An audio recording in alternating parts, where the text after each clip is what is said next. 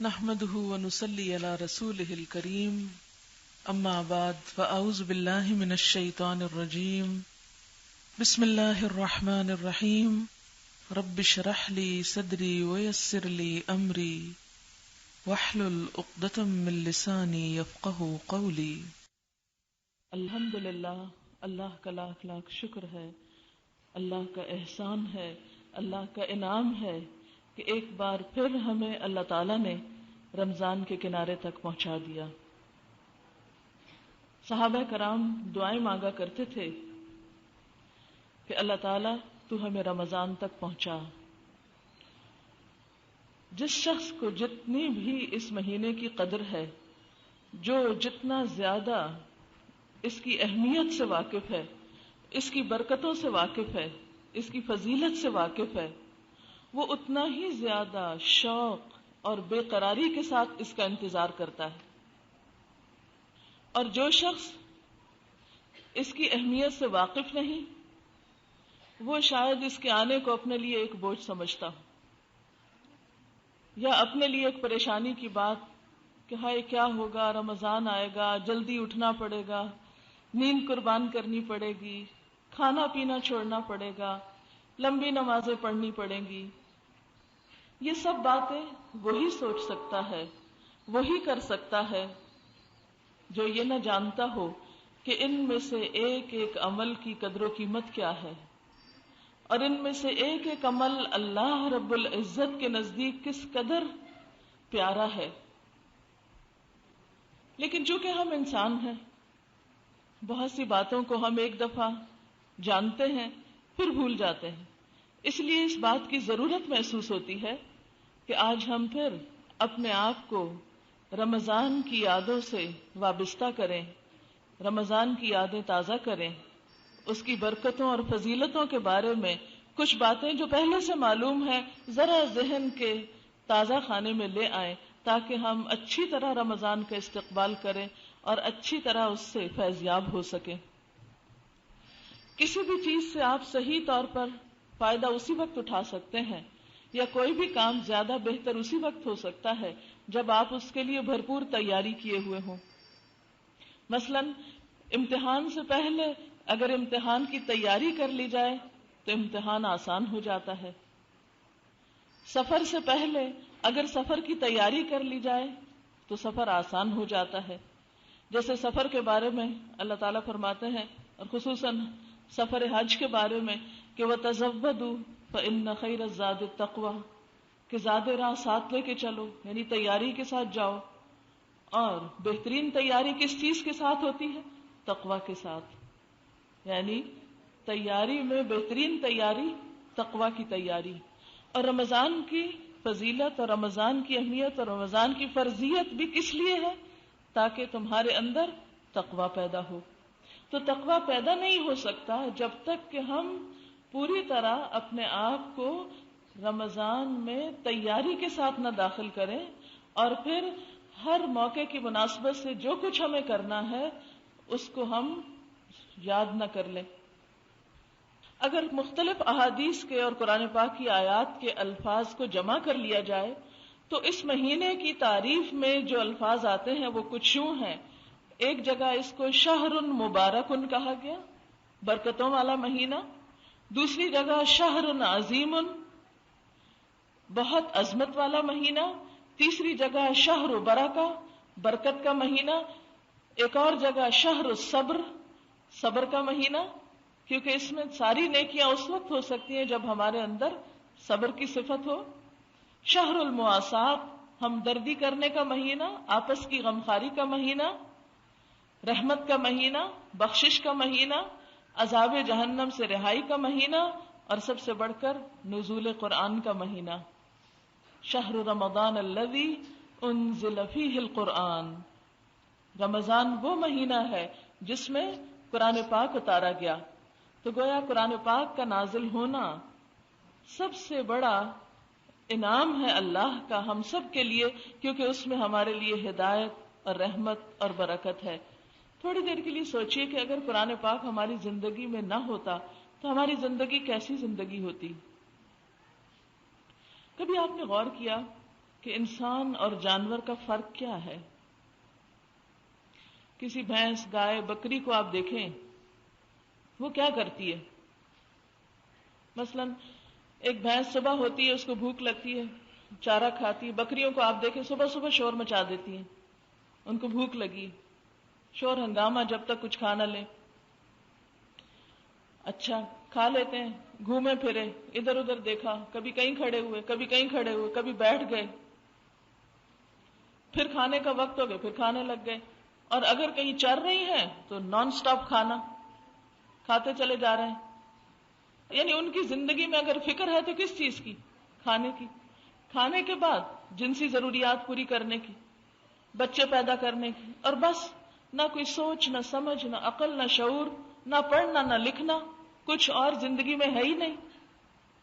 آپ سوچئے کہ جو انسان بھی بس صرف کھانے کی فکر میں جیتا ہے اور نان سٹاپ کھانے ہی کے پیچھے پڑا رہتا ہے، ایک کے بعد ایک سیٹنگ اور ایک کے بعد ایک موقع. پھر آپ دیکھیے کہ کھانے کے بعد جسمانی لذات، گھومنا پھرنا، عیش و عشرت، سیر تفریح، انٹرٹینمنٹ کے پیچھے دوڑنا، صرف نفسانی اور جسمانی خواہشات کی تکمیل. اور اس زندگی میں نہ کوئی پڑھنا لکھنا ہو، نہ کوئی غور و فکر ہو تو اپنے کھانے کی یا بچوں کی، اور صرف چند حیوانی ضروریات کی. ساری زندگی کی انرجی اسی چیز کے پیچھے لگ جائے. تو ایک بکری کی زندگی میں اور ایک لڑکی کی زندگی میں کیا فرق ہوا؟ کچھ بہت بڑا فرق نہیں. فرق اس وقت آتا ہے جب انسان عقل و شعور سے کام لیتا ہے اور ایک مسلسل غور و فکر کے عمل میں رہتا ہے. اللہ نے عقل جیسی نعمت جو اس کو دی ہے اور قرآن جیسی نعمت جو اس کو دی ہے، اس سے اپنی روح کی غذا کا سامان کرتا ہے، روح کی غذا کی فکر کرتا ہے. وہ رہتا زمین پر ہے مگر اس کا دل عرش پر ہوتا ہے. ہر وقت وہ اپنے رب کے بارے میں سوچتا رہتا ہے. وہ سب سے بڑھ کر اس سے محبت کرتا ہے. وہ سب کچھ اس کو دکھانے کے لیے کرتا ہے. وہ ہر قدم اس کی خوشی میں اٹھاتا ہے. اس کی سوچوں میں، اس کی فکروں میں وہ غالب رہتا ہے. اس کے دل میں ہمدردی ہے تو صرف اپنی نہیں، انسانیت کی ہمدردی. اس کے دل میں غم ہے تو صرف چند محدود چیزوں کا نہیں، وہ ہر انسان کے غم میں تڑپتا ہے. جو اس دنیا میں دکھی ہے یا اگلی دنیا میں دکھی ہو سکتا ہے. تو جس شخص نے عقل استعمال نہیں کی، قرآن کی نظر میں اولئک کالانعام بل ہم اضل، ایسے لوگ جانوروں کی طرح ہیں بلکہ ان سے بھی زیادہ بھٹکے ہوئے، ان سے بھی زیادہ راستہ گم کیے ہوئے، گمراہ، جنہیں پتہ ہی نہیں کہ انہیں کرنا کیا چاہیے. تو اس لیے بے حد ضروری ہے کہ ہم اپنے آپ کو اس علم کے ساتھ وابستہ کریں اور خصوصی طور پر رمضان میں اپنی روح کی پرورش کریں، اس کی خوشی کا انتظام کریں. اور روح کی خوشی، روح کی غذا اللہ کے اس کلام ہی کے اندر ہے جو خصوصاً اس مہینے میں اترا. اور پھر کس رات میں اترا؟ انا انزلناہ فی لیلۃ القدر وما ادراک ما لیلۃ القدر لیلۃ القدر خیر من الف شہر. الف شہر ہم نے اس قرآن کو لیلۃ القدر میں اتارا، یعنی اتنا اہتمام اس کتاب کے ساتھ. اور تم کیا جانو کہ لیلۃ القدر ہے کیا؟ لیلۃ القدر خیر من الف شہر. لیلۃ القدر، شب قدر، 1000 مہینوں سے بہتر ہے. وہ کیوں 1000 مہینوں سے بہتر ہے؟ اس لیے کہ اس میں قرآن اترا ہے. تو جس رات کو صرف اس وجہ سے 1000 مہینوں سے بہتر قرار دے دیا جائے کہ اس میں قرآن اترا ہے، تو پھر خود اس قرآن کی اہمیت اور فضیلت اور برکت کیا ہوگی، جس کی وجہ سے ایک رات کو اتنی برکت مل گئی. تو اس شخص کے لیے پھر کیا انعامات ہوں گے، اس شخص کے لیے کیا عزت ہوگی، اس شخص کے لیے کتنی خوشی ہوگی، کتنا سکون ہوگا، کیا راحتیں ہوں گی کہ جس کی زندگی میں قرآن آ جائے اور کان خلقہ القرآن ہو جائے، کہ اس کا اخلاق، اس کا اٹھنا بیٹھنا چلنا پھرنا سب کچھ اس کی روشنی میں طے پا جائے. اسی کتاب کے ساتھ اللہ قوموں کو بلندی عطا کرتا ہے، اور جو اس کو چھوڑتا ہے اللہ دنیا میں اس کو ذلیل کر کے رکھ دیتا ہے. آج مسلمانوں کا حال اسی وجہ سے یہ ہے کہ ہم نے اور چیزوں کو تو اہم کر لیا، اس کتاب کو وہ اہمیت نہیں دے رکھی اپنی زندگی میں جس کے یہ لائق ہے. تو رمضان وہ مہینہ ہے جس میں یہ کتاب ہمیں ملی ہے. اس لیے خاص طور پر اس مہینے میں رمضان میں قرآن سے تعلق مضبوط کرنا ہے، خواہ وہ تلاوت کی شکل میں ہو، خواہ وہ تراویح کی شکل میں ہو، خواہ وہ اس کو سمجھنے کی شکل میں ہو. اور یاد رکھیے رمضان وہ مہینہ ہے جس کی پہلی ہی رات شیاطین اور سرکش جن باندھ دیے جاتے ہیں، یعنی بڑے بڑے جن جو ہے ان کو تو پکڑ لیا جاتا ہے، جہنم کے دروازے بند کر دیے جاتے ہیں. اصل میں یہ سمبولک بھی ہے کہ لوگوں کو بتایا جائے کہ دیکھو برائی کے مواقع کم کر دیے گئے ہیں، اب تمہارے لیے خیر اور بھلائی کے راستے عام کر دیے گئے ہیں، اب بھی اگر تم اس طرف نہیں آتے تو پھر کس کا قصور ہے. اور جہنم کا ایک بھی دروازہ کھلا نہیں رہنے دیا جاتا، جنت کے سارے دروازے کھول دیے جاتے ہیں، ان میں سے کوئی بھی بند نہیں کیا جاتا. ایک منادی اعلان کرتا ہے، اے بھلائی کے چاہنے والے آگے بڑھ، یا باغی الخیر اقبل، اے نیکیوں کے طلبگار موقع آ گیا، نیکیوں کی سیل لگ گئی، نیکیوں کی بہار آ گئی، آگے بڑھو، دوڑو، ہمت کرو. وَيَا بَاغِيَ الشَّرِّ اقصر، اور اے برائیوں کے پیچھے دوڑنے والے اب تو رک جاؤ، اب تو کمی کر دو، اب تو ٹھہر جاؤ، اب تو سارا ماحول نیکی کا بن گیا، اب بھی برائی کرتے رہو گے، اب بھی غلط کام نہیں چھوڑو گے. وَلِلَّهِ عُتَقَاءُ مِنَ النَّارِ وَذَلِكَ فِي كُلِّ لَيْلَةٍ، اور اللہ تعالی رمضان کی ہر رات میں بہت سے لوگوں کو عذاب جہنم سے رہائی دیتے ہیں، اور یہ ہر رات ہوتا ہے. ہر رات بہت سے لوگوں کے حق میں بخشش لکھ دی جاتی ہے، ان کو جن پر دوزخ واجب ہو چکی ہوتی ہے انہیں دوزخ سے رہائی کے پروانے مل رہے ہوتے ہیں. جیسے حج کے موقع پر عرفہ کے دن بہت سے لوگوں کی نجات ہوتی ہے، اسی طرح رمضان کی ہر رات بہت سے لوگوں کی بخشش کا اعلان ہوتا ہے. لیکن ظاہر ہے یہ خوش نصیب وہ ہیں جو اس مہینے کی برکتوں سے فائدہ حاصل کرنے کے لیے پھر اللہ کی طرف لوٹیں، پھر یہ نیکی کے مواقع میں آگے بڑھیں. پھر اسی طرح ایک اور حدیث میں آتا ہے، نبی صلی اللہ علیہ وسلم نے فرمایا، الصلوات الخمس والجمعة الى الجمعة ورمضان الى رمضان مکفرات ما بینہن اذا اجتنبت الکبائر. 5 نمازیں جمعے سے جمعہ اور رمضان سے رمضان تک جو گناہ ہو جاتے ہیں، یعنی 5 نمازوں کے بیچ میں، جمعے سے جمعے تک اور رمضان کے بیچ میں پچھلے رمضان سے لے کر اب تک، ان کا کفارہ ہو جاتا ہے رمضان میں اگر انسان بڑے بڑے گناہوں سے اجتناب کرے، یعنی محض روزہ رکھنے سے ہی کفارہ ہونے لگتا ہے. لیکن اگر کوئی شخص اپنے گناہوں پہ نادم ہو تو سارے گناہ معاف ہو سکتے ہیں، شرط یہ ہے کہ انسان اللہ کی طرف پلٹ آئے. یاد رکھیے رمضان جہاں اللہ تعالیٰ کے حقوق ادا کرنے کا مہینہ ہے، وہاں بندوں کے حقوق کو بھی نئے سرے سے ادا کرنے کا اور اس کی تجدید کرنے کا مہینہ ہے. رمضان میں پہلی چیز تو آپ جو کریں گے وہ تو روزہ ہے، اور روزہ ہر بالغ انسان پر، صحت مند انسان پر فرض ہے. اور اس میں صرف ان مریضوں کو رخصت ہوتی ہے جن کا مرض روزہ رکھ کے بڑھتا ہو. کچھ مرض تو ایسے ہوتے ہیں جو روزہ رکھ کے گھٹتے ہیں، یعنی رمضان میں ہر مریض کے لیے رخصت نہیں ہے، صرف ان مریضوں کے لیے ہے جن کو روزہ رکھ کے مرض کے بڑھنے یا ہلاکت کی طرف جانے کا اندیشہ ہو، اور کوئی واقعی ایماندار ڈاکٹر یہ ریکمینڈ کرے اور وہ خود بھی تجربہ کر کے دیکھے کہ وہ روزہ رکھنے کے قابل نہیں ہے. کیونکہ حدیث میں آتا ہے کہ جس نے بغیر کسی عذر کے رمضان کا ایک روزہ چھوڑ دیا، یعنی بغیر کسی وجہ کے، بغیر کسی خاص بیماری کے یا کسی اور ایسی ضرورت کے، تو وہ چاہے ساری عمر روزے رکھے اس ایک روزے کے اجر کو نہیں پہنچ سکتا. اس لیے اس معاملے میں کوتاہی نہیں کرنی چاہیے، اس معاملے میں بہت توجہ رکھنی چاہیے، اور روزے کی طرف خصوصی طور پر اس کا پورا اہتمام کرنا چاہیے. وقت پر سحری، وقت پر افطاری، کیونکہ اگر وقت سے بعد آپ سحری کرتے رہیں، کیونکہ کچھ لوگوں کو دیکھا گیا وہ کہتے ہیں جی اذان تک کھا سکتے ہیں، اور ہمارے یہاں تو اذانیں آدھے آدھے گھنٹے کے وقفے سے ہوتی رہتی ہیں. اس لیے اذان کا اعتبار نہیں کریں، جو کیلنڈر آپ کو ملے اس کو دیکھ کر روزے کا جب ٹائم بند ہو تو سحری ختم کر دیں، کیونکہ بلا وجہ بعد تک کھاتے رہنا ایسا نہ ہو کہ آپ اپنی طرف سے تو سارا دن بھوک پیاس کاٹیں اور روزہ روزہ ہی نہ ہو. اسی طرح وقت سے پہلے افطار کرنا، خواہ 2 منٹ ہی کیوں نہ ہو، وہ بھی روزے کو فاسد کر دیتا ہے.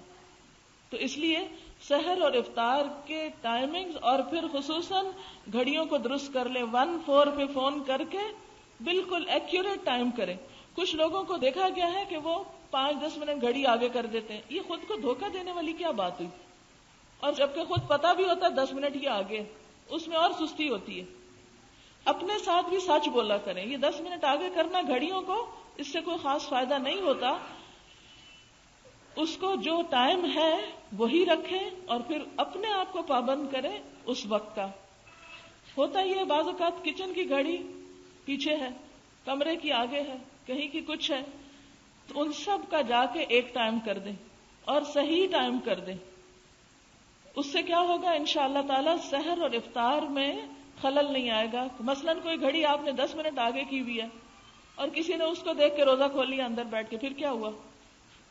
سب کو تو نہیں پتا ہوتا نا گھر میں آنے والوں کو، یا بعض اوقات بھول بھی جاتا ہے انسان.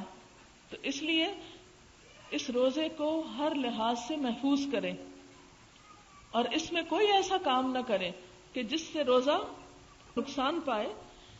پھر اسی طرح یہ ہے کہ روزہ رکھ کے جھوٹ بولنا، غیبت کرنا، لڑائی جھگڑا کرنا، بد اخلاقی برتنا، یہ ساری چیزیں بھی روزے کو نقصان دیتی ہیں. یعنی روزہ انسان کے صرف کھانے پینے سے پرہیز کرنے کا نام نہیں ہوتا، بلکہ روزہ نام ہے برائیاں چھوڑنے کا. کیونکہ ابھی جو سب سے پہلے آیت میں نے پڑھی اس میں کیا آیا؟ لعلکم تتقون. روزے تو اس لیے فرض کیے گئے ہیں کہ تمہارے اندر خدا کا خوف پیدا ہو. جس رب کے خوف سے تم کھانا پینا چھوڑ دیتے ہو کہ اس نے منع کیا ورنہ روزہ ہی نہیں ہوگا، اسی رب کی خاطر جھوٹ چھوڑ دو، چوری چھوڑ دو، غیبت چھوڑ دو، خیانت چھوڑ دو، سود چھوڑ دو، رشوت لینا چھوڑ دو، مال حرام جو ہے اس کا لینا اور اس کا دینا چھوڑ دو. کیونکہ اگر ہم روزہ رکھ کے بھی حرام نہیں چھوڑتے، سود کا لین دین نہیں چھوڑتے، رشوت کا لین دین نہیں چھوڑتے، ہم کس قسم کا روزہ رکھے ہوئے ہیں؟ تو یہ روزہ ہمیں دراصل بہت ساری برائیوں سے، جن میں ہم عام طور پر مبتلا ہوتے ہیں اور احساس بھی نہیں کرتے، ان سے چھڑانے کی ایک پریکٹس اور ایک طاقت دینے کا نام ہے. کیونکہ انسان جب اپنے نفس پہ قابو پا لیتا ہے، کیونکہ روزے میں کھانے کی خواہش پر کنٹرول کیا جاتا ہے، تو یہ حرام کا لین دین کیوں ہوتا ہے؟ کیونکہ وہ بھی ایک کھانے کی خواہش ہے نا. چوری کیا ہے؟ کسی کا مال ہڑپ کرنا، کھانا. خیانت کیا ہے؟ کسی کے حق کو دبا جانا. تو یہ سب کچھ کنٹرول ہوتا ہے اس انسان سے جو اپنی بھوک کنٹرول کر سکتا ہے، اپنی جنسی خواہشات کو کنٹرول کر سکتا ہے، اور تنہائی میں بھی کوئی ایسی حرکت نہیں کرتا جہاں کوئی نہ دیکھ رہا ہو. ایک قطرہ پانی اپنے حلق کے نیچے نہیں جانے دیتا. وضو کرتے تو کتنے کانشیس ہوتے ہیں، بار بار تھوکتے ہی رہتے ہیں کہ کہیں کوئی بھول کے اندر چیز نہ چلی جائے. کتنی احتیاط برتتے ہیں، حالانکہ پانی تو ہے لیکن اس کو بھی گوارا نہیں کرتے کہ اندر اترے، خواہ حلق سوکھ کے کانٹا ہو رہا ہو. پھر یہ ہے کہ روزہ رکھ کر نماز کی پابندی بہت ضروری ہوتی ہے. بہت سے لوگ روزہ تو رکھ لیتے ہیں، نماز کی پابندی نہیں کرتے. اچھا، کچھ لوگ نماز تو پڑھتے ہیں، وقت پہ نہیں پڑھتے، روزہ رکھ کے بھی نماز لیٹ کرتے ہیں. مثلاً بعض لوگ سحری نہیں کریں گے، کیا کریں گے؟ پانی کا گلاس پاس رکھ لیں گے صرف ایک سنت پوری کرنے کو، ذرا سی آنکھ کھلی پانی پہ پھر سو گئے. اس سونے میں فجر کی نماز بھی گئی. نہیں، یہ برکت کا مہینہ ہے، یہ رحمتوں کا مہینہ ہے. یہ رحمتیں ان پہ آئیں گی جو اٹھ کے بیٹھ کے اچھے طریقے سے سحری بھی کریں گے. کیونکہ آپ صلی اللہ علیہ وسلم نے خاص تاکید کی سحری کرنے کی. تسحروا فإن فی السحور برکہ، سحری کیا کرو کیونکہ سحری کرنے میں برکت ہے. سحری کرنے والوں پر فرشتے دعائیں خیر پڑھ رہے ہوتے ہیں، یعنی ان کے لیے دعائیں کر رہے ہوتے ہیں، ان کے لیے رحمت کی دعائیں مانگ رہے ہوتے ہیں جو سحری کر رہے ہوتے ہیں. اور ہمارے روزے اور اہل کتاب کے روزے میں فرق ہی سحری کا ہے. تو اس میں ان کی مخالفت بھی مطلوب ہے. یعنی یہ زیادہ نیکی کا کام نہیں کہ انسان بغیر سحری کے روزہ رکھ لے. نیکی کس میں ہے کہ پراپر طریقے سے سحری کرے جس سے انسان کو طاقت حاصل ہو اور دن بھر عبادات اچھی طرح بجا لائے. پھر اس میں آپ دیکھیے عام نوافل کا بھی اہتمام اور خصوصی طور پر صلاۃ التراویح، کیونکہ تراویح کی نماز جو ہے وہ اس رمضان کی خاص نماز ہے۔ آپ صلی اللہ علیہ وسلم نے فرمایا من قام رمضان، جس نے رمضان کی راتوں میں قیام کیا، ایمانا و احتسابا، ایمان اور احتساب کے ساتھ، یعنی ثواب کی نیت سے، تو اس کے پچھلے سارے گناہ معاف کر دیے جائیں گے۔ یعنی رمضان کے بعد پھر انسان گناہوں کے بوجھ سے بالکل پاک ہو جاتا ہے اور صاف ہو جاتا ہے، جیسے انسان نہا کر بالکل میل کچیل سے پاک ہو جاتا ہے۔ تو یہ روح کے نہانے کا موسم ہے، روح کی صفائی کا۔ پھر اسی طرح عام طور پر ہمارے ہاں خواتین کے تراویح پڑھنے کا اہتمام نہیں ہوتا، مرد حضرات تو مسجدوں میں چلے جاتے ہیں۔ عورتیں سمجھتی ہیں، یہ غلط فہمی بہت عام ہے کہ شاید تراویح صرف مردوں کے لیے ہے، کیونکہ بارہا مجھ سے یہ پوچھا گیا کہ کیا عورتوں کو بھی تراویح پڑھنی چاہیے؟ دیکھیے نماز اور روزہ جو ہے یہ مردوں عورتوں سب کے لیے، اس میں کوئی جینڈر ڈسکریمنیشن نہیں، اور تراویح کی نماز عورتوں کے لیے بھی اسی طرح ہے جس طرح مردوں کے لیے ہے، اور اجر بھی اتنا ہی ہے۔ اب ہوتا یہ ہے کہ سب کے ساتھ جو نماز پڑھی جاتی ہے وہ تو آسان ہوتی ہے، لیکن جب آپ گھر میں اکیلے پڑھنے لگتے ہیں تو آپ کے لیے بڑی مشکل ہو جاتی ہے۔ دوسری مشکل یہ ہے کہ ہمارے ہاں مسجدوں میں عورتوں کے لیے جگہ نہیں ہے، تو ایسی صورت میں اگر گھروں میں کچھ لوگ مل کر کوئی انتظام کر لیں کسی قاریہ کا یا کسی قاری صاحب کا کہ جو نفل نماز جو ہے یعنی تراویح کی نماز وہ گھر میں اگر پڑھوا دے کہیں اور اہل محلہ مل کے اہتمام کر لیں تو انشاءاللہ اس میں بہت انجوائے کریں گے آپ، اور وہ قرآن پاک جو آپ تراویح میں کھڑے ہو کر سنتے ہیں اس کا لطف ہی کچھ اور ہے۔ پھر اسی طرح آپ دیکھیے کہ رمضان میں قرآن پاک کے ساتھ خصوصی تعلق میں صرف تلاوت اور صرف تراویح میں پڑھنا ہی نہیں بلکہ اس کے ساتھ ساتھ اس کا سمجھنا بھی ضروری ہے، اور پورے قرآن پاک کا اگر ایک دفعہ آپ ترجمہ دہرا لیں تو انشاءاللہ اس کا فائدہ کئی گنا زیادہ ہوگا۔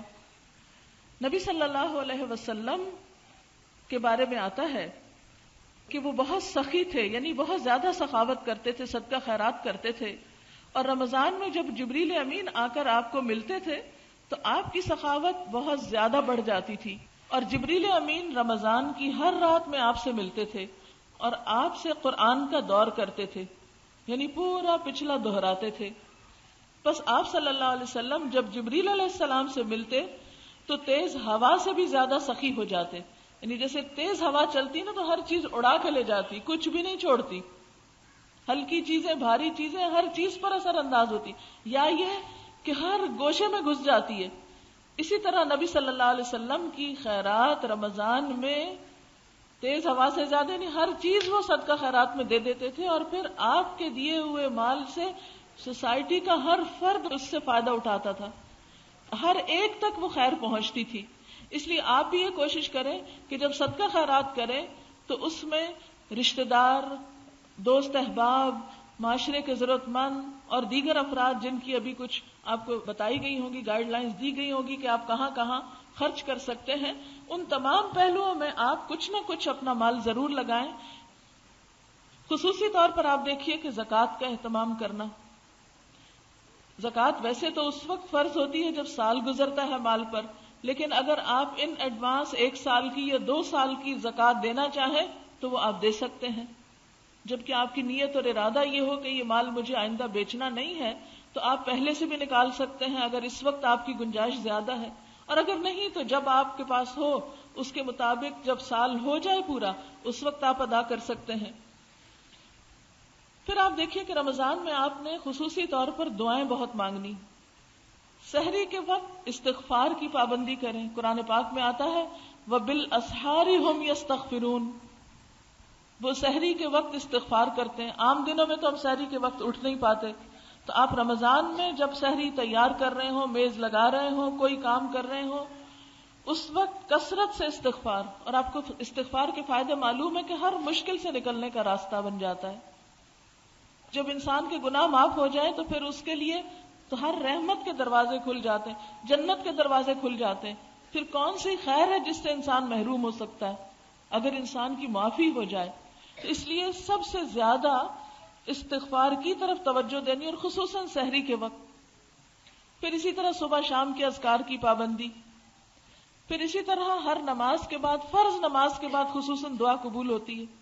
پھر قرآن پاک کی تلاوت کے بعد، پھر جب آپ مل کے قرآن پاک کا دور کریں گے یا اس کو سمجھیں گے اس وقت. پھر اسی طرح تراویح کے بعد جب یعنی سنیں گے آپ قرآن پاک.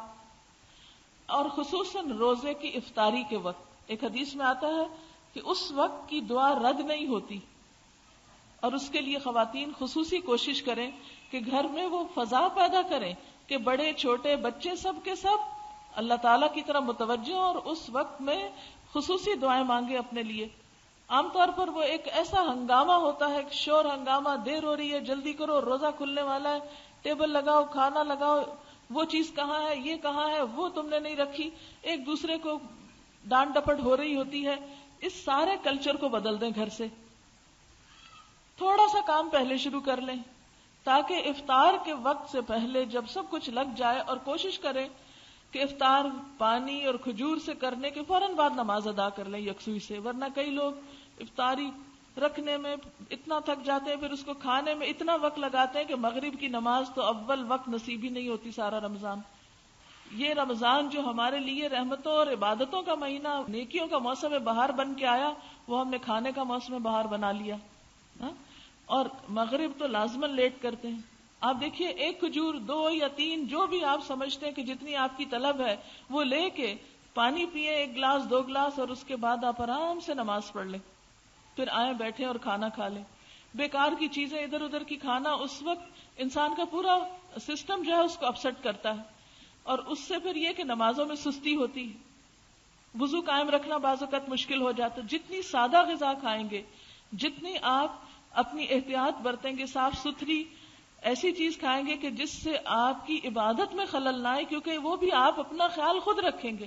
ہر شخص اپنے مزاج کو سمجھتا ہوتا ہے کہ کن چیزوں سے اس کو الرجی ہے، کون سی چیزیں اس کے لیے نقصان دہ ہیں، تاکہ کوئی ایسا سبب نہ بنے. نہ تو اتنی کم غذا کھائیں کہ آپ بیمار پڑ جائیں اور روزے ہی چھوٹ جائیں، نہ اتنی زیادہ کھائیں کہ آپ بیمار پڑ جائیں کہ آپ کی نمازیں چھوٹ جائیں. تو یہ سب کچھ خاتون خانہ کے ہاتھ میں ہوتا ہے. اس لیے آپ کی ذمہ داری اس میں بہت اہم ہے کہ پچھلے سالوں کی نسبت بچوں کو، گھر والوں کو، رشتہ داروں کو بہت آسان طریقے سے تھوڑا تھوڑا کٹ ڈاؤن کرتے کرتے سمپل غذاؤں کی طرف لے آئیں. تو اس سے وقت بھی بچے گا، نمازیں بھی وقت پر ہوں گی، اور اس کے ساتھ ساتھ عبادت کا بھی آپ کو لطف آئے گا. پھر آپ دیکھیے کہ دعاؤں میں نئی دعائیں بھی آپ یاد کر لیں. جیسے وضو کے بعد جو دعائیں پڑھی جاتی ہیں، اسی طرح گھر سے نکلتے ہوئے کچھ لوگوں کو تو یاد ہی ہوں گی، لیکن جو لوگ ابھی تک یاد نہیں کر سکے، سونے کے وقت، سو کر اٹھنے پر کچھ نئی دعائیں آپ چھوٹی دعاؤں کی کتاب رکھیں. رمضان میں ٹارگٹ رکھیں، ہر عشرے میں 1 یا 2 دعا یاد کر لیں.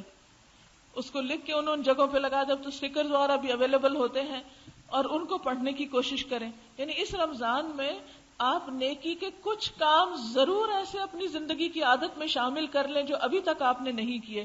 وہ ہر ایک اپنے اس کے مطابق فیصلہ کر سکتا ہے. حضرت سلمان رضی اللہ تعالیٰ عنہ سے روایت ہے، نبی صلی اللہ علیہ وسلم نے فرمایا، تمہارا رب بڑا حیا والا اور سخی ہے. جب بندہ اس کے حضور ہاتھ اٹھاتا ہے تو اسے یہ ہاتھ خالی لوٹاتے ہوئے شرم آتی ہے. یعنی دیر اس میں ہے کہ ہم مانگنے میں جو دیر کرتے ہیں، اللہ تعالیٰ دینے میں دیر نہیں کرتا. ہاں کچھ چیزیں آپ کو ابھی دے دیتا ہے، کچھ آپ کے لیے سنبھال کے رکھ دیتا ہے کہ جب میرے پاس آئیں گے تو پھر ان کو دوں گا. زیادہ خوش ہوں گے اس وقت، کیونکہ اس وقت ضرورت زیادہ ہوگی. اور پھر اسی طرح جب اللہ آپ کو دیتا ہے تو آپ بندوں کو دینے والے بنیں. خوب خوب صدقہ خیرات کریں رمضان میں. اس میں ایک تو میں خواتین کو مشورہ دوں گی کہ اپنے کچن کی کیبنٹ سے لے کر اپنے وارڈروب، اپنے سٹورز، اپنے سارے گھر کی ایک صفائی کر لیں رمضان سے پہلے ہی. ان 2 دنوں میں سب چیزوں میں سے صدقہ کریں، کچھ نہ کچھ جو اپنے لیے بھی لا کے رکھی ہوئی ہے نا، اس میں سے بھی 1 آدھ اٹھا لیں. اس میں سے بھی نکال کے کچھ کھانے کی چیزوں میں سے، کچھ اپنے جیسے صابن، سرف وغیرہ لا کے رکھا، کچھ اس میں سے، کچھ اسی طرح فالتو کپڑے پڑے ہوئے اس میں سے کچھ سٹور میں آپ دیکھیں کچھ نہ کچھ ہر اپنے جو چیزیں آپ خود استعمال کرتے ہیں ان میں سے ہر چیز میں سے کچھ نہ کچھ آپ نکالیں. ایک تو گھر بڑا اچھا صاف ہو جائے گا. دوسرے یہ ہے کہ پھر جو آپ اپنے لیے پسند کرتے ہیں وہ آپ نے دوسروں کے لیے بھی کیا. تیسرے یہ ہے کہ آپ خصوصی طور پر پھر افطار کے لیے کچھ کریں، کیونکہ اگر انسان کسی کو افطاری کراتا ہے تو اس کو روزہ دار کے روزے کے برابر اجر ملتا ہے. یعنی آپ نے کسی کو ایک کھجور سے روزہ افطار کرا دیا، اس کا اجر کتنا پائے؟ جتنا اس شخص نے روزہ رکھ کے اجر کمایا اتنا آپ کو بھی اس کا مل گیا. کتنا عام موقع ہے نیکی کمانے کا. اس لیے حریص ہو اس بات میں. حتیٰ کہ گھر میں تو بچوں کو کہتی ہوں کہ جب کھجور کھانے لگو تو پہلے اپنے منہ میں ڈالنے کی بجائے دوسرے کو آفر کر دو. اپنے ہاتھ سے دوسرے کو، ایک بہن دوسرے کو دے، دوسرے بھائی کو دے، بھائی باپ کو دے، ہر ایک دوسرے کو پیش کرے. ایک تو وہ قربانی کا جذبہ آتا ہے، دوسرا یہ ہے کہ اس کو پھر اس وقت ہاتھ سے دینے کا بھی ثواب مل جاتا ہے اور دینے کی عادت پڑ جاتی. یعنی چھوٹے چھوٹے موقع میں نیکی کمانے کے گر تلاش کریں. پھر اسی طرح جیسے ابھی آپ نے سنا کہ نبی صلی اللہ علیہ وسلم خوب سخاوت کیا کرتے تھے اور تیز آندھی سے زیادہ تیز ہوتے تھے سخاوت کے معاملے میں رمضان میں. آپ دیکھیے کہ نبی صلی اللہ علیہ وسلم نے عورتوں کو خصوصاً صدقے کی تلقین کی. ہمارے ہاں یہ تصور ہے کہ ہم تو کماتی نہیں ہیں، ہمارا تو کچھ ہے ہی نہیں، ہم کیا صدقہ کریں. اور اس طرح خواتین اپنے آپ کو صاف بچا جاتی ہیں صدقہ خیرات سے. دیکھیے ہم اپنی ضروریات کے لیے، اپنا زیور کپڑا بنانے کے لیے سب کچھ حاصل کر لیتے ہیں. اگر یہ ممکن نہ ہوتا تو خواتین کے پاس اتنے اچھے اچھے کپڑے کہاں سے آتے، اتنے خوبصورت نئے نئے ڈیزائن کے زیور کہاں سے آتے. آخر کوشش ہوئی اس کے لیے، اللہ نے آپ کو دیا. اب جو آپ کو دیا ہے کچھ اس میں سے کر لیں اور کچھ شوہر کو منائیں اور خصوصی طور پر کچھ صدقہ کریں. تو جو شوہر دیں گے اس میں ان کا حصہ، لیکن تنگ نہ کریں، ان کو پریشان نہ کریں. اس کے لیے اچھے اچھے مشورے ضرور دیں کہ چلیں یہ اس کو دے دیتے ہیں، یہ وہاں بھجوا دیتے ہیں، یہ اس کے لیے کر لیتے ہیں. سب کی لسٹ بنا لیں کہ کہاں کہاں دینا ہے، کس کس کو دینا ہے. تو انشاءاللہ تعالی تھوڑی تھوڑی خیر ہر ایک تک پہنچے گی. ہر کونے اور ہر گوشے تک. کچھ علم کے راستے میں خرچ کریں، کچھ غریبوں کو کھلانے کے لیے خرچ کریں، کچھ دوستوں رشتہ داروں کو تحفے میں دیں. یعنی آپ خود اپنا ایک پلان بنا سکتے ہیں. اس کی ایک لسٹ اس سال بنا لیجئے، ہر سال رمضان میں وہی اٹھائی اور ہر ایک تک کچھ نہ کچھ حسب توفیق تھوڑا یا زیادہ کر دیا. آپ دیکھیں نبی صلی اللہ علیہ وسلم نے فرمایا آگ سے بچنے کی فکر کرو، خواہ کھجور کا آدھا ٹکڑا ہی کیوں نہ ہو. اس کے انتظار میں نہ رہو کہ لو ہمارے تو اپنے کھانے کو کچھ نہیں، ہم کس کو کھلائیں، ہماری تو اپنی اتنی کم تنخواہ. دیکھیں اپنے ہی کھانے میں سے تھوڑا تھوڑا، جیسے وہ کسی بزرگ نے مشورہ دیا تھا نا کہ اگر خاتون خانہ ہر پیڑے میں سے تھوڑا تھوڑا آٹا نکالتی جائے تو جب تک سارے گھر کی روٹی بنے گی ایک پیڑا ایکسٹرا بن جائے گا، اس کو پکا کے صدقہ کر دے. مطلب ایک مینجمنٹ ہے نا، صدقے کے لیے آپ مینج کر لیں اپنے ریسورسز کو، جو کچھ ہے اس میں سے کچھ نہ کچھ. کیونکہ بلا صدقے سے آگے نہیں جا سکتی، بلاؤں کو ٹالتا ہے، گناہوں کا کفارہ ہے، ہماری کمی کوتاہیوں کا کفارہ ہے. اور سب سے بڑی بات یہ کہ اللہ کا قرب حاصل کرنے کا ذریعہ. یہ مال کی محبت اللہ کی محبت کے راستے میں حائل ہوتی ہے نا.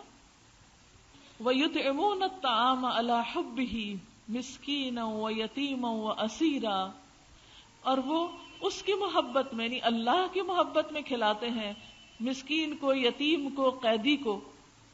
اور کیا کہتے ہیں انما نطعمکم لوجہ اللہ، ہم تو تمہیں صرف اللہ کی خاطر کھلا رہے ہیں.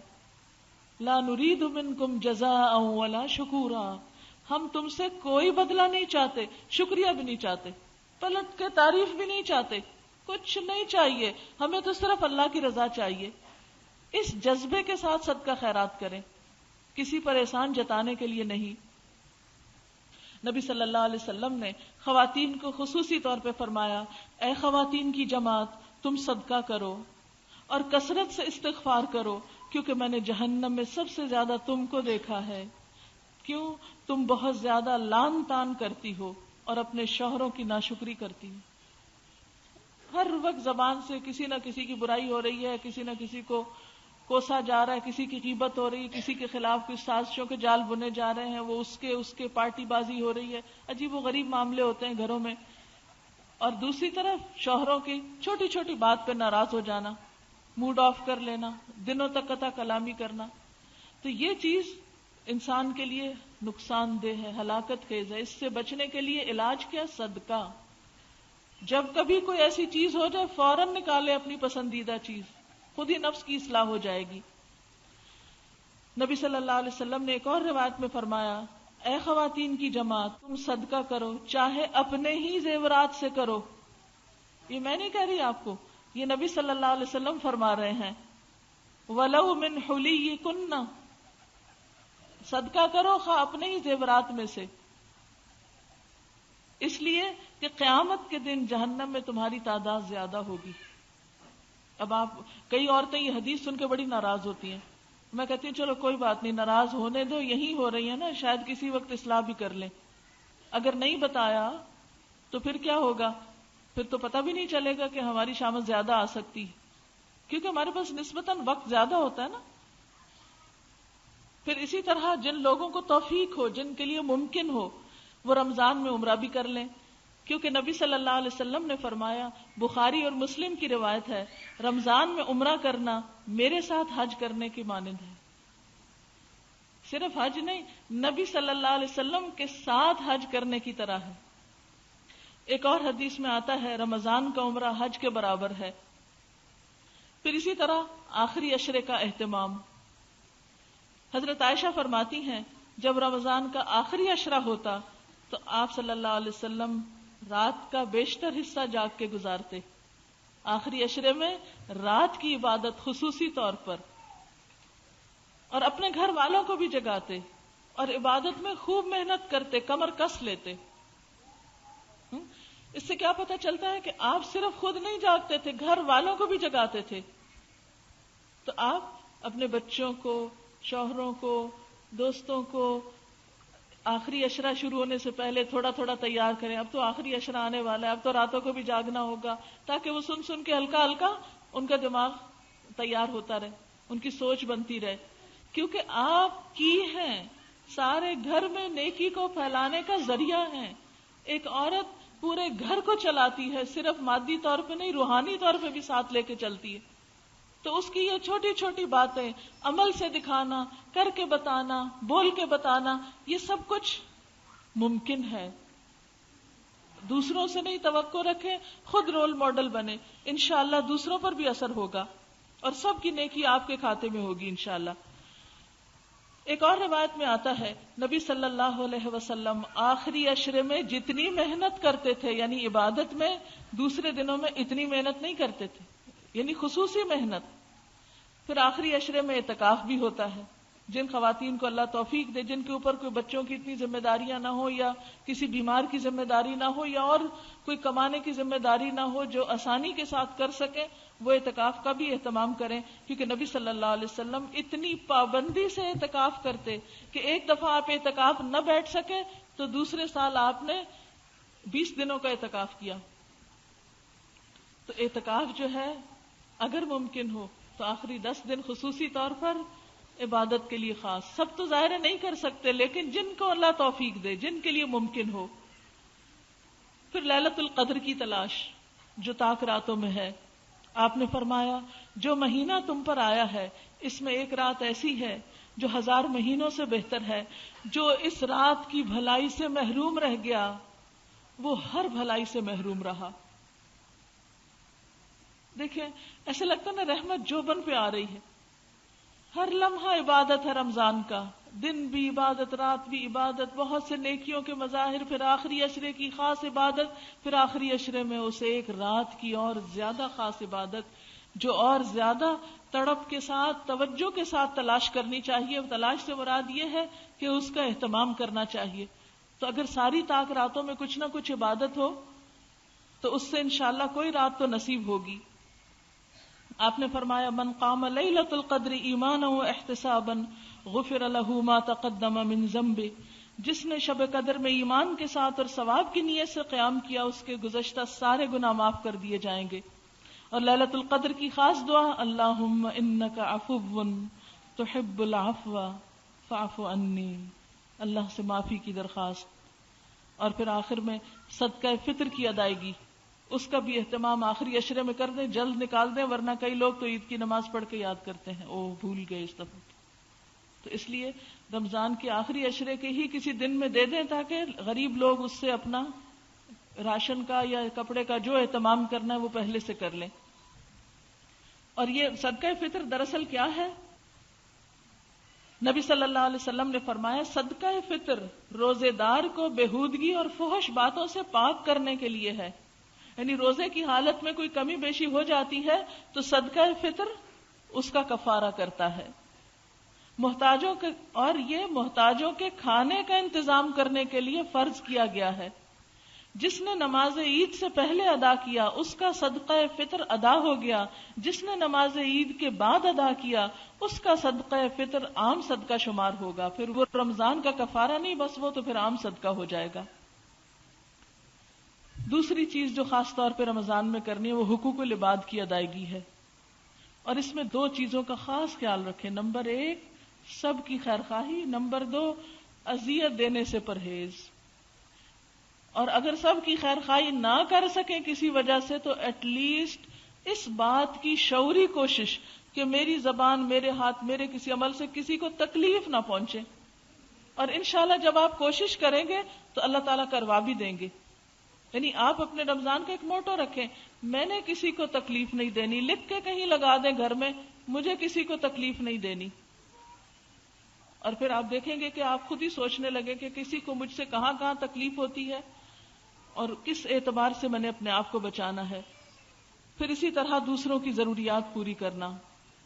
نبی صلی اللہ علیہ وسلم نے فرمایا مسلمان کا بھائی ہے، نہ اس پہ ظلم کرتا ہے نہ اس کی مدد چھوڑتا ہے. جو اپنے بھائی کی حاجت پوری کرنے میں لگا ہو اللہ اس کی حاجت پوری فرماتا ہے. اور جو کسی کی پریشانی دور کرتا ہے اللہ قیامت کے دن کی پریشانیوں میں اس کی کوئی پریشانی دور فرمائے گا. جس نے کسی مسلمان کی پردہ پوشی کی اللہ تعالیٰ قیامت کے دن اس کے عیب ڈھانک دے گا، اس کے گناہوں کو چھپا دے گا. اور پھر اس میں خصوصی طور پر محروم طبقات کا خیال، بیوہ، مسکین، یتیم، اسیر، ان طبقات کا خیال رکھنا اتنی بڑی نیکی کا کام ہے جیسا کوئی شخص ہر روز دن کو روزہ رکھے اور روز رات کو جاگ کے عبادت کرے. اور یہ کس کے لیے اتنا ممکن ہے اتنی بڑی عبادت کرنا؟ پھر اسی طرح اور جو بھی صدقہ اس میں خصوصاً کھانے کا اہتمام ضرور کرنا ہے، کیونکہ بھوکے کو کھانا کھلانا جنت میں لے جانے والے کاموں میں سے ہے. اور یہ بھوکا صرف یہ نہیں کہ غریب بھوکا ہو، کوئی امیر بھوکا بھی ہو سکتا ہے.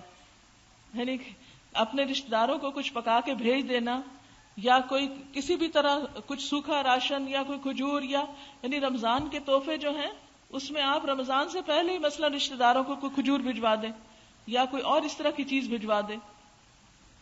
ہمسایوں کا خاص خیال رکھیں، جو کچھ پکائیں اس میں سے کچھ بھجوا دیں. نبی صلی اللہ علیہ وسلم نے فرمایا کہ کوئی ہمسائی اس بات کو حقیر نہ جانے خواہ وہ اپنی ہمسائی کو بکری کا کھر ہی کیوں نہ بھجوائے.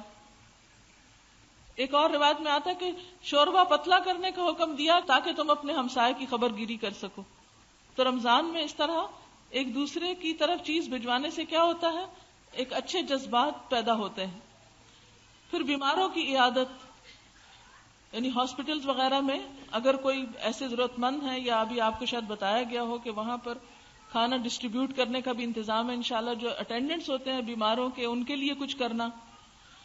پھر اسی طرح نوکروں کے کام میں کمی کرنا. یہ نہیں آپ خود تو عبادت فرمائیں، سوئیں، آرام کریں اور وہ بےچارے کئی کھانے عام دنوں سے بھی زیادہ کھانے پکا کر آپ کی خدمت کریں اور نہ وہ نماز پڑھیں اور نہ ان کی کوئی عبادت ہو. وہ آپ کے لیے تو لاسٹ مومنٹ پہ گرم پراٹھا بنا کے لائیں اور خود بغیر کھانا کھائے روزہ رکھیں. گرم چائے چاہیے، گرم پراٹھا چاہیے، لاسٹ مومنٹ پہ تازہ چیز چاہیے اور وہ بےچارے بھوکے کھڑے ہوتے ہیں. اس کا خاص خیال رکھنا ہے آپ نے. ایسا اہتمام کریں کہ چائے فلاسک میں ڈال لیں، روٹی ہاٹ پاٹ میں رکھ لیں، لیکن ان بےچاروں کو سحری اچھی طرح کرنے دیں، پانی بھی پینے دیں ان کو. کچھ غیر ضروری کام جو ہیں، کئی لوگ تو گھروں کی رینوویشن شروع کر دیتے ہیں رمضان میں کہ لوگوں کا آنا جانا نہیں، چلو گھروں کے نیا فرنیچر بدلو، پردے بدلو، یہ کرو وہ کرو، اور وہ سارے کام پھر بےچارے نوکروں کی شامت آ جاتی. رمضان گھروں کی صفائی کا مہینہ نہیں، دلوں کی صفائی کا مہینہ ہے، تقویٰ کی افزائش کا مہینہ ہے. اس لیے اپنے ساتھ جو بھی آپ کے کوئی رہتا ہے، خواہ وہ آپ کے سرونٹس ہیں، نوکر ہیں، ان کا بھی خصوصی خیال آپ نے رکھنا ہے. پھر اسی طرح لغو چیزوں سے بھی بچنا چاہیے، یعنی حرام سے تو بچنا ہی ہے، کیونکہ آپ صلی اللہ علیہ وسلم نے فرمایا جب تو روزہ رکھے تو تیری آنکھ اور تیرے کان کا بھی روزہ ہونا چاہیے. یہ نہیں کہ روزہ رکھ کے دل بہلانے کو ٹیلی ویژن لگا لیں اور کوئی فلم دیکھنا شروع کر دیں. آنکھ کا بھی روزہ، کان کا بھی روزہ. فرمایا جب تو روزہ رکھے تیری آنکھ اور کان کا بھی روزہ ہو، اور زبان پہ بھی قابو ہو، جھوٹ اور حرام سے بچا جائے، پڑوسی کو تکلیف نہ دی جائے، اور تجھ پر وقار اور اطمینان ہو. روزے میں وقار اور اطمینان ہو، چڑچڑا پن نہ غالب ہو. کیونکہ جب بھوک لگتی ہے نا تو بہت سے لوگ ہائپر ہو جاتے ہیں، گاڑی چلا رہے ہیں تو ہارن پہ ہارن بجا رہے ہیں. افطار کا ٹائم ہے تو افطاری لے کے کسی جگہ سے تو وہ تیزی سے، کئی ایکسیڈنٹس اس وقت ہو جاتے ہیں اس جلد بازی میں. تو اس لیے اس وقت اطمینان اور وقار، یہ میں نہیں کہہ رہی، یہ حضرت جابر کی روایت میں آتا ہے. آپ صلی اللہ علیہ وسلم کو پتا تھا کہ لوگ کیا کیا کریں گے، اللہ کی طرف سے ان کو بتایا جاتا تھا نا لوگوں کی نفسیات کے بارے میں. اور آپ نے فرمایا اپنے روزے کے دنوں کو دوسرے کے برابر نہ کرو، یعنی عام دنوں میں اور روزے کے دنوں میں فرق ہونا چاہیے. رمضان عام دنوں سے مختلف گزرنا چاہیے. اب آپ خود دیکھ لیجئے کہ کہاں کہاں آپ مختلف کریں گے. پھر اسی طرح آپ نے فرمایا جو روزہ رکھ کر جھوٹ بولنا اور اس پر عمل کرنا نہ چھوڑے تو اللہ کو اس بات کی کوئی ضرورت نہیں کہ کوئی شخص کھانا پینا چھوڑ دے. آپ صلی اللہ علیہ وسلم نے فرمایا روزہ کھانے پینے سے رکنے کا نام ہی نہیں بلکہ بےہودہ اور فحش کاموں سے رکنے کا نام ہے. لہٰذا اگر روزہ دار سے کوئی گالی گلوچ کرے، کوئی اور آ کے لڑے یا جہالت سے پیش آئے تو اسے کہہ دینا چاہیے کہ میں روزے سے ہوں، میں روزے سے ہوں، میں نہیں لڑ سکتا. یعنی گالی کے جواب میں کیا کہنا؟ میں روزے سے ہوں، انی صائم. اور پھر خصوصی طور پر روزہ رکھ کر مردہ بھائی کا گوشت نہ کھایا جائے، کیونکہ اس سے روزہ ختم ہو جاتا ہے. کھانا پینا تو منع ہے نا، جب حلال کھانا منع ہے تو مردہ کا گوشت تو کھانا اور ہی منع ہے. مراد ہے غیبت سے پرہیز، خصوصی طور پر صبر، خاموشی. کوئی جو کرتا ہے وہ اس کا اخلاق ہے، ہمیں اپنے اخلاق کا اور اچھے اخلاق کا ثبوت دینا ہے. آپ نے فرمایا غیبت زنا سے بھی شدید تر ہے، اتنا بڑا جرم ہے جو بے دریغ ہو رہا ہوتا ہے. ایک حدیث میں آتا ہے قیامت کے دن آدمی کے پاس اس کا کھلا ہوا نامہ اعمال لایا جائے گا، وہ اسے پڑھے گا اور کہے گا میرے رب میں نے دنیا میں فلاں فلاں نیک کام کیے تھے، وہ اس میں نہیں. اللہ تعالیٰ جواب دے گا کہ لوگوں کی غیبت کرنے کی وجہ سے وہ نیکیاں تمہارے نامہ اعمال سے مٹا دی گئیں. مثلاً آپ نے کوئی بہت بڑا صدقہ خیرات کیا اور آپ کو بڑی امید ہے قیامت کے دن جائیں گے اور اس کا بڑا ثواب ہم کو ملے گا. جب آپ کا اعمال نامہ سامنے آئے گا تو آپ کہیں گے وہ کہاں گیا؟ وہ پتہ چلے گا وہ سب صاف ہو گیا کیونکہ وہ فلاں فلاں کی غیبت کی تھی. اس لیے اس سے خصوصی طور پر پرہیز کرنا ہے. اور آخری چیز ہے روزانہ اپنا جائزہ لینا ہے، اپنے آپ کو خود ایویلویٹ کرنا ہے، روز کا روز جائزہ. آپ صلی اللہ علیہ وسلم نے فرمایا کم من صائم لیس له من صیامہ الا الظمأ وکم من قائم لیس له من قیامہ الا السحر. کتنے ہی روزہ دار ہیں جن کو سوائے پیاس کے روزہ رکھنے سے کچھ نہیں ملتا، کتنے ہی شب بیدار ہیں جنہیں بے خوابی کے سوا شب بیداری سے کچھ نہیں ملتا، وہ رات کو جاگتے بھی ہیں تو کچھ نہیں کماتے. اس لیے خصوصاً اپنا جائزہ کہ کہیں روزہ رکھ کے ایسے کام تو نہیں ہو رہے جس سے سب صفائی ہو رہی ہو. نبی صلی اللہ علیہ وسلم کے بارے میں آتا ہے آپ نے صحابہ سے فرمایا ممبر لاؤ، صحابہ ممبر لائے. آپ نے پہلی سیڑھی پہ قدم رکھا تو فرمایا آمین، دوسری پہ رکھا تو فرمایا آمین، تیسری پہ چڑھے تو فرمایا آمین. جب آپ ممبر سے نیچے تشریف لائے تو ہم نے عرض کیا اللہ کے رسول صلی اللہ علیہ وسلم آج ہم نے آپ سے ایسی بات سنی ہے جو آج سے پہلے کبھی نہیں سنی. فرمایا جبریل میرے پاس آئے اور کہا اس آدمی کے لیے ہلاکت جس نے رمضان کا مہینہ پایا اور اپنے گناہوں کی معافی اور بخشش حاصل نہ کی. جس کو پورا یہ مہینہ ملا اور پھر اس نے بخشش نہ کرائی تو آپ نے اس کے جواب میں آمین کہا. آپ اپنے آپ سے پوچھئے جب رمضان کا آخری دن ہو تھوڑی دیر کو اعتکاف بیٹھ جائیے. لوگ عید کی خوشی میں اچھل کود کر رہے ہوں، آپ کیا کیجئے، کہیں تنہائی میں جا کے بیٹھیے، اپنا جائزہ لیجئے، کیا کیا کیا نہیں کیا، کیا کرنا چاہیے تھا جو نہیں ہو سکا. اور اپنے اندر سے پوچھئے، کیونکہ انسان کو خود پتا ہوتا ہے کیا واقعی میرا رمضان ایسا گزرا کہ میری بخشش ہو چکی. کیونکہ ٹھیک ہے ہمیں غیب کا نہیں پتا، اللہ تعالیٰ کے وہ فیصلے ہم ججمنٹ نہیں کر سکتے، لیکن ایک ججمنٹ دل کے اندر بھی ہوتی ہے کہ ہاں واقعی. کیونکہ نیکی کیا ہے؟ جس کام کے کرنے سے تجھے اطمینان ہو. اور برائی کیا ہے؟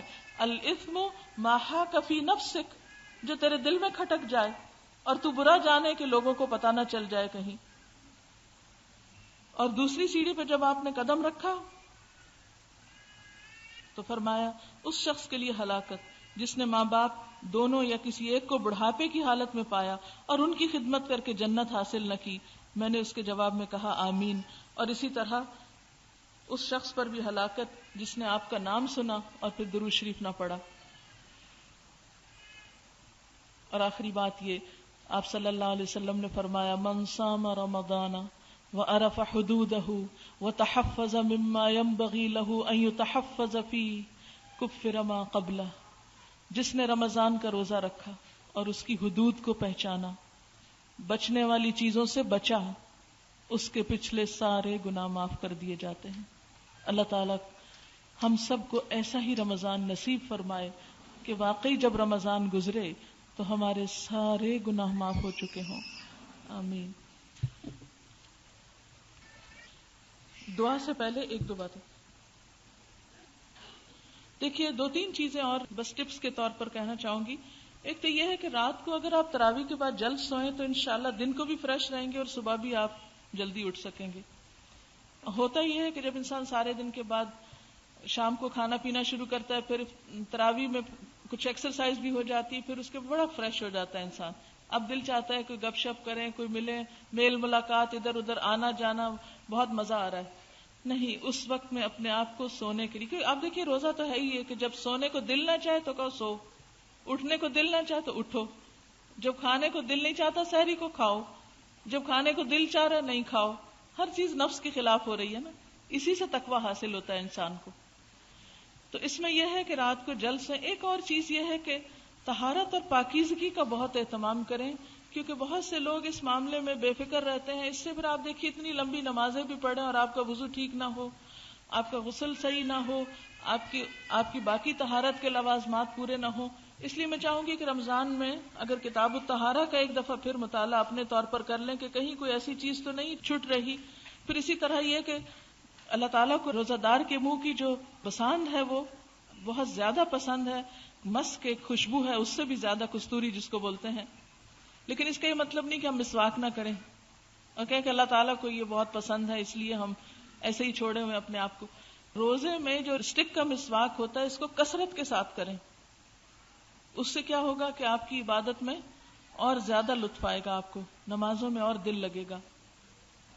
اور اسی طرح استنجے کو بہت کیئرفلی، لیکن مبالغہ نہیں کریں طہارت میں، کیونکہ نبی صلی اللہ علیہ وسلم نے قیامت کی نشانیوں میں سے بتایا تھا کہ لوگ طہارت میں مبالغہ کرنے لگیں گے. تو مبالغہ نہیں، لیکن نجاست سے پرہیز ضروری ہے، پیشاب کی چھینٹوں سے پرہیز ضروری ہے. وضو کرتے وقت سارے اعضاء کو خوب مل کے دھونا ضروری ہے. نہانے کی ضرورت ہو تو نہانے میں طہارت کے جو فرائض ہیں اس کو پورا کرنا ضروری، کیونکہ فرض غسل نہیں ہوتا جب تک اس کے ساتھ وضو نہ ہو، یعنی کلی اور ناک میں پانی نہ ڈالا جائے اور پورے جسم پہ پانی نہ بہایا جائے. اسی طرح مینسز کے بارے میں خواتین بعض اوقات کیئر لیس ہوتی ہیں، وہ کہتی ہیں 10 بجے تک اگر آپ پاک ہو گئے تو روزہ ہو گیا. نہیں، اگر سحر کا وقت گزر گیا اور اوپر 10 منٹ بعد بھی آپ پاک ہوئے تو روزہ نہیں ہوتا. روزہ ہوتا ہے سحری کا وقت ختم ہونے سے پہلے پاک ہونے پر. ہاں یہ اور بات ہے کہ اگر جنابت کا غسل کرنا ہے تو وہ اذان کے بعد بھی آپ کر سکتے ہیں، لیکن پیریڈز میں اگر آپ کی بلیڈنگ یا آپ کی صفائی نہیں ہوئی سحری کے وقت، جبکہ سحری ختم ہو جاتی ہے اور آپ نے فجر کی نماز نہیں پڑھی، بعد میں آپ کو فیل ہو رہا ہے کہ اب شاید آپ صاف ہو گئے ہیں یا 10 بجے تک آپ صاف ہو گئے ہیں، تو وہ اس دن کا روزہ نہیں ہوگا. اسی طرح بعض لوگ اگر آدھے دن میں روزہ ختم ہو گیا تو وہ کہتے ہیں نہیں ہم تو پورا کرتے ہیں، یا کچھ کھاتے ہی نہیں. بہت سے لوگوں کو یہ دیکھا گیا کہ روزہ ختم بھی ہو جائے تو کچھ نہیں کھاتے کہ نہیں وہ ہمیں سارے روزے کا ثواب ملے گا اگر ہم شام تو کچھ نہیں کھائیں گے. نہیں، روزہ ختم تو اب کھانے سے پرہیز کس لیے؟ اگر ضرورت ہے دوا کی، کہیں سر درد ہو رہا ہے، پیٹ درد ہو رہا ہے، تو آپ اس کو لے سکتے ہیں. بلا وجہ حلال کو حرام نہ کریں اور بلا وجہ ممنوع کو اپنے لیے جائز نہ کریں. اسی طرح اگر روزہ کھلنے سے صرف 5 منٹ پہلے آپ کو پیریڈ شروع ہو گئے تو روزہ گیا، اس کو دوبارہ رکھنا ہوگا. ہاں ثواب آپ کو پورا دن روزہ رکھنے کا مل گیا، لیکن جو فرض ہے وہ نہیں ادا ہوا. فرض کی ادائیگی کے لیے آپ کو دوبارہ روزہ رکھنا ہوگا. ابھی چونکہ ٹائم ہے تھوڑا سا میں سوالوں کے جواب دے دیتی ہوں. ایسا ہے کہ کسی نے پوچھا ہے آپ کس آیت یا حدیث کو بنیاد بنا کر 1 سال زکوٰۃ پہلے ادا کرنے کی بات کر رہی ہیں. اگر آپ اس کا ریفرنس چاہتے ہیں تو ایک کتاب ہے صلاح الدین یوسف کی زکوٰۃ کے مسائل کے اوپر، میں نے اس میں پڑھا ہے، مجھے زبانی اس وقت ریفرنس یاد نہیں. دارالسلام کی چھپی ہوئی ہے میرے خیال میں، صلاح الدین یوسف کی کتاب ہے زکوٰۃ کے مسائل، اس میں آپ کو ریفرنس مل جائے گا انشاءاللہ. بعض عالم کہتے ہیں کہ اگر کتنا بھی غریب ہو اس کے گھر میں ٹی وی ہے تو اس پہ زکوٰۃ نہیں لگتی. ویسے کرنا تو ایسا ہی چاہیے، ٹھیک کہتے ہیں، لیکن یہ ہے کہ اب بچے اگر بھوکے مر رہے ہیں تو بچوں کو تو نہیں ان کی سزا دی جا سکتی نا جو کچھ ماں باپ کر رہے ہیں. سحری اور افطاری کا مسنون غذا، مسنون تو کھجور ہی ہے اور اس کے علاوہ پانی ہے، باقی تو ہر علاقے کی اپنی غذائیں ہوتی ہیں. اگر میں آپ کو سرید بتاؤں جو آپ صلی اللہ علیہ وسلم کو پسند تھا تو ہو سکتا ہے یہاں اس کی ریسیپی کسی کو بھی نہ پتا ہو. اپنا اپنا جو بھی آپ کا اسٹیپل فوڈ ہے آپ اس کو کھائیے. کلوا واشربوا ولا تسرفوا. اور اسراف میں آپ کو معلوم ہے کیا آتا ہے؟ حدیث کی ڈیفینیشن ہے کہ یہ چیز بھی اسراف میں شامل ہے کہ انسان ہر وہ چیز کھانے لگے جس کو اس کا دل چاہے. کھانے میں اسراف کیا ہے؟ ہر وہ چیز کھانے کے پیچھے پڑ جانا جس کو کھانے کو دل چاہ رہا ہو. آج کل زیادہ تر گھروں میں یہ فیشن بنا لیا گیا ہے کہ لڑکیاں اعتکاف بیٹھ جاتی ہیں گھر کے کام چھوڑ کے اور گھر کے بڑوں پر ذمہ داری ڈال دیتی ہیں. تو میں سب لڑکیوں کو نصیحت کروں گی کہ اپنی والداؤں کو آپ اعتکاف بٹھائیں اور خود گھر کے کام کریں اگر والدائیں راضی ہو جائیں. کیا صدقہ زکوٰۃ وغیرہ ضرورت مند کو دیں تو اس طرح سے دے سکتے ہیں کہ تمہارے بچوں کی عیدی ہے، جیسے غریب ماسی یا غریب رشتہ دار کے بچوں کو 100-200 ان کو عیدی کی صورت میں دے سکتے ہیں. آپ دے سکتے ہیں اس طرح، لیکن ان کو فیل ہو کہ یہ دوسری طرح کی عیدی ہے. ایسا نہ ہو کہ وہ پلٹ کے آپ کے بچے کو عیدی دینے لگے، یہ سٹائل نہ ہو. یعنی ان کو سمجھ میں آنا چاہیے کہ آپ عیدی کے نام پر کیا دے رہے ہیں، لیکن ضروری نہیں کہ لفظ زبان سے کہیں یہ صدقہ ہے آپ کے بچوں کے لیے. اس طرح کون لے گا؟ اور کہنے کی کیا ضرورت ہے؟ صرف یہ کہ یہ آپ کے بچوں کے لیے ہے. کیوں بول رہے ہیں عیدی یا کچھ اور؟ ایسا نہ ہو کہ اس لفظ سے کوئی دھوکہ کھا کے اس کو ایسی عیدی سمجھے جس کو لوٹانا اپنے اوپر لازم سمجھے. مجھے نہ مسجد جانے کی اجازت ہے نہ قرآن حفظ ہے، اس صورت میں تراویح کیسے پڑھی جائے؟ اس صورت میں جتنی آپ کو صورتیں یاد ہیں نا اتنی صورتیں آپ ہر رکعت میں، مثلاً اگر آپ کو 8-10 یاد ہیں تو 2-2 رکعتوں میں وہ 5-5 صورتیں ایک رکعت میں پڑھ لیں مثلاً. اور آپ ایک اور کام بھی کر سکتے ہیں کہ ایک آیت کر کے رمضان میں کچھ اور صورتیں یاد کر لیں تو رمضان میں اس کا یاد کرنا آسان بھی ہو جائے گا، اور اسی یاد کیے ہوئے کو تراویح میں پڑھ لیں. ہمارے ایک استاد تھی، انہوں نے اپنے شاید بھائی کا واقعہ بتایا تھا کہ ان کے بھائی نے رمضان میں صرف 1 مہینے میں روزانہ دن کو 1 پارہ یاد کر کے رات کو تراویح میں پڑھتے تھے، اور 1 مہینے میں قرآن حفظ ہو گیا تھا ان کا. یہ فرسٹ ہینڈ معلومات ہے جو مجھے براہ راست ہماری ٹیچر نے بتائی تھی. تو بات یہ ہے کہ ایسے بھی اللہ والے ہوتے ہیں کہ جو ہمت کریں. اب جیسے ماشاءاللہ آپ لوگوں نے ایڈوانس کورس میں سورت سجدہ یاد کر لی ہے، ملک کئی لوگوں نے یاد کر لی، سورت دخان پوری ہوگی ماشاءاللہ. دیکھیں تو یہ وہ لوگ ہیں کہ جو سوچ بھی نہیں سکتے تھے کہ یہ صورتیں ان کو زبانی آئیں گی اور آ گئی. تو اس لیے اپنے آپ کو انڈر ایسٹیمیٹ نہ کریں. اللہ نے صلاحیت دی ہے. رمضان میں آپ کہیں نہیں جا سکتے, رونا نہیں ہے آپ نے بیٹھ کے, قرآن حفظ شروع کر دینا ہے, سورت یاسین یاد کر لیں, سورت ملک یاد کر لیں, روز تراویحوں میں مہینہ بھر پڑھیں, ساری زندگی نہیں بھولیں گے. اتنی پریکٹس انشاءاللہ ہو جائے گی. اگر کسی نے پیریڈز کے چھٹے ہوئے روزے کئی سال کے نہ رکھے تو کیا کرنا چاہیے؟ کوئی اور صدقہ کرنے سے پہلے ان کا کفارہ فوری دے دیں, اور رمضان کے بعد پھر ان کی قضا رکھنا شروع کر دیں. کیونکہ زندگی کا نہیں پتا ہوتا نا, خدا نہ خواستہ چلے جائیں دنیا سے تو ایٹ لیسٹ اس کا جو فدیہ ہے وہ تو آپ ادا کر دیں. کیونکہ ویسے بھی ایک رمضان کے بعد اگر دوسرے تک نہیں رکھیں تو فدیہ اور قضا دونوں ہوتی ہے. نیت کو خالص رکھنے کے لیے ٹپس بتائیں. اس میں آپ دیکھیے کہ اپنے آپ کو یہ دیکھا کریں کہ کسی سے نیکی کر کے آپ بدلے کی توقع تو نہیں رکھتے, اور اگر آپ نے کسی کے اوپر احسان کیا اور اس نے آپ کو جواب میں کچھ بھی شکریہ ادا نہیں کیا تو آپ کا دل تو نہیں خفا. اگر دل خفا ہو تو اس کو پرولونگ نہیں کریں, فوراً اپنے دل سے نکالے کہ جب میں نے اللہ کے لیے کیا تو مجھے ناراضگی کس بات کی. اور اسی طرح چھپا کے کرنے کی کوشش کریں تو انشاءاللہ اس سے بھی آپ کو فائدہ ہوگا.